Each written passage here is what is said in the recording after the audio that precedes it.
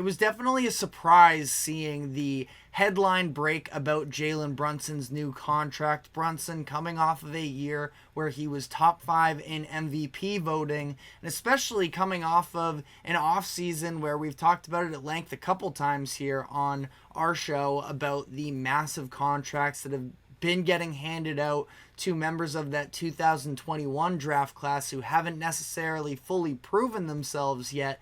And yet we see a contract from Jalen Brunson where he signs a 4-year, $156.5 million deal, which is good for about $39 million in annual average value, which is obviously still a lot of money, but is way cheaper than what his actual value is in the league at this point. He was eligible for a max extension, but he ended up taking $113 million less than he could have gotten if he waited until next offseason for the sake of trying to help out the Knicks organization build a championship contender. Now, he does have a chance to make this money back, so before it sort of sounds like, we get set in stone that Brunson took all this less money, and he did, absolutely, but this contract begins in the 2025-26 season. It's guaranteed through 2027-28, where he then has a player option, and at that point in 2028, he can opt out and be eligible for a $323 million max, or he can wait another year and make $418 million over the course of 5 years if he signs that deal in 2029. And just for you math experts out there, $418 million over the course of 5 years amounts to almost $84 million in terms of annual value. So Jalen Brunson very easily has another payday coming down the line. Now, that being said, there is still a good amount of risk that is involved in this because, this is assuming everything goes right in these next few years through these contracts. Again, that $418 million deal sounds like an incredible get for Jalen Brunson, but he is about to turn 28 years old, and I believe he's going to be 31 by the time he can enter free agency for the first time, assuming he does end up declining that player option for 2028-29. But there is no guarantee at that point, 31 years old, or if he were to try and wait for the $418 million deal, he'd be 32 years old at that point. And at that point, we'll see, assuming that the front office is stable, which it finally does feel like that is the case in New York, then maybe they will just be willing to sacrifice that amount of money almost in debt to Jalen Brunson because he is already solidifying himself as a Knicks all-timer, and he has been able to really rejuvenate this franchise that was struggling for the past decade, and he has been an absolute hit with them. But maybe it's personally as the Celtics fan watching the rise and fall of Isaiah Thomas, I do worry a little bit about small guards and how they tend to age. Now, we'll see with Jalen Brunson. At least last year, he was asked to run a lot of that offense, and that was because of all the other injuries that came into play throughout the course of the season, but a very high usage rate. He's now entering his prime. There's a very good chance he is technically out of that peak by the time that he is a qualified free agent at that point. And it will be a conversation as to whether or not the organization decides to hand out that much money. Now, again, that's an issue that Knicks fans, you don't have to worry about for a number of years here. But it is something to at least highlight there that there is a chance that Jalen Brunson did cost himself a lot of money here. So I know I just sort of gave both sides of it. Again, we won't know for some time, but as for what we do know, this does keep the Knicks under the second luxury tax apron, which has been the number one most talked about thing, it feels like, during the offseason, about trying to limit that getting into that apron and all the restrictions that come with it. So Brunson is able to help the Knicks out in that facet for this offseason alone, at least. You know, we just saw LeBron James take a $2.6 million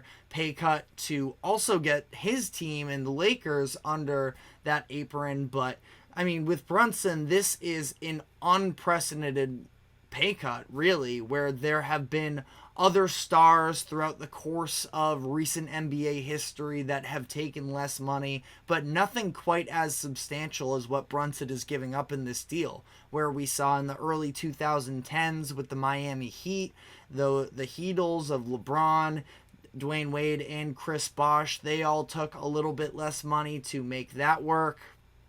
Tim Duncan in 2007 took an $11 million pay cut to help the Spurs keep Ginobili and Tony Parker. And then in 2017, Kevin Durant took $10 million less for Andre Iguodala and Sean Livingston. So again, we've seen examples in the past, but nothing to the extent of what Brunson is doing right now.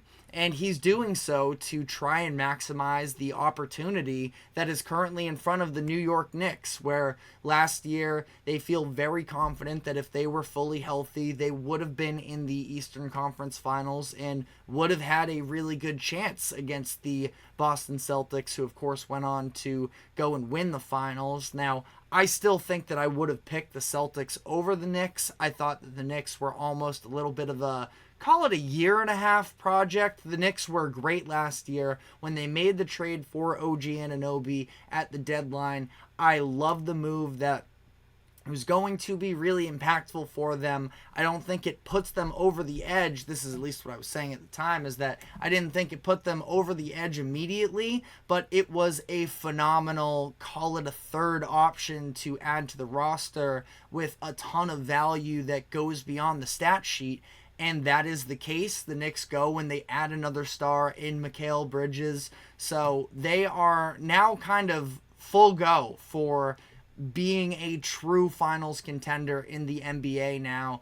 And, you know, it's going to be a very interesting experiment to watch, also because, of course, the Villanova factor that plays into this. And you look at Brunson, he really is living his best life right now, where he is in his prime. He's playing with his best friends from college, trying to, you know, pull off I wouldn't call it the impossible, but the overall likelihood of all of those players getting together at Villanova and these years later having the same level of success in the NBA would be an all-time story in my eyes.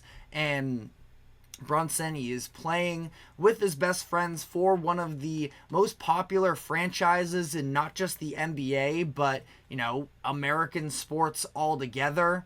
He is still going to be making $34+ million in these, you know, next 3 or 4 seasons.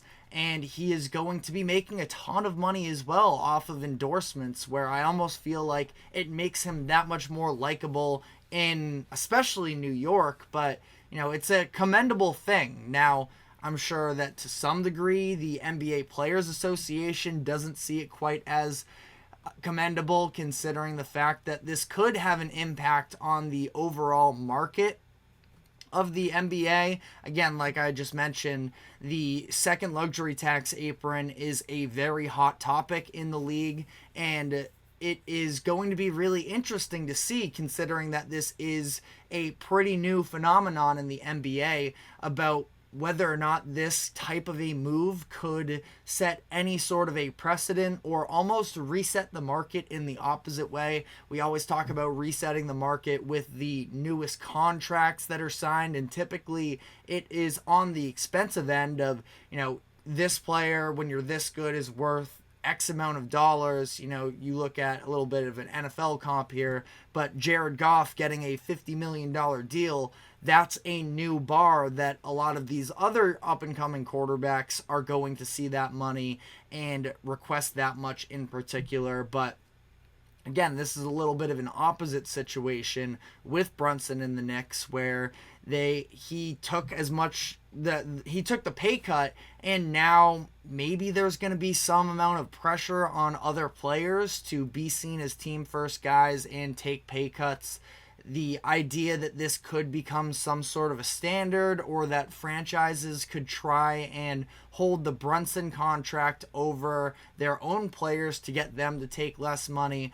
Ultimately, I don't think this will ever become the standard. You're asking a lot out of people, not just NBA players, not just athletes, but people, to take significantly less money, millions of dollars, in this case, hundreds of millions of dollars less, for the idea of public perception as to whether or not you're a team first guy. So I think it's going to take a lot for it to ultimately have an impact on the overall market, but it's at least something that I think is worth mentioning. And like I said before, we've seen so many of these teams already just be quick to hand out these massive contract extensions. And, the Knicks really benefited from having a player here who was willing to go a little bit in the other direction. And I think the Knicks are going to have a golden opportunity moving forward here, where in terms of contenders, they're going to be one of the few teams that feels like they have a really good chance of winning the finals that are under that second luxury tax apron next season. So that is definitely an advantage for them. And I do ultimately think that it is commendable for Jalen Brunson. Now, like I just talked about, I don't think it's fair to have this be the standard and that it's some sort of knock on a person's character if they aren't willing to take this type of a pay cut. I think maybe the circumstances are kind of particular here that they work out for Jalen Brunson. Great, I have seen a couple things about the speculation as to whether or not Rick Brunson, his father, that is on the Knicks coaching staff, if he's going to end up seeing a raise in sometime soon. But ultimately, all of that aside, it's a really cool story for Knicks fans. You have to feel excited about that. Sure, if you are a fan of other teams, you can feel a little bit slighted, but at the same time, Jalen Brunson has just been, all-time lore in Knicks history, and he's going to go down on the Mount Rushmore, be one of the greats. Just has to have a little bit more of that postseason success, and we'll see if that is achievable with this new core. But we are going to be taking our first break here, and when we come back on the other side, like I mentioned at the top of the show, we're going to start to dive into some more NFL content as we get closer to the season. I have the schedule in front of me for the Buffalo Bills for next season, and we're going to be running through the overall view of that roster and talk about where I expect them to end up next year. So stick with us, and we will be right back after this quick break.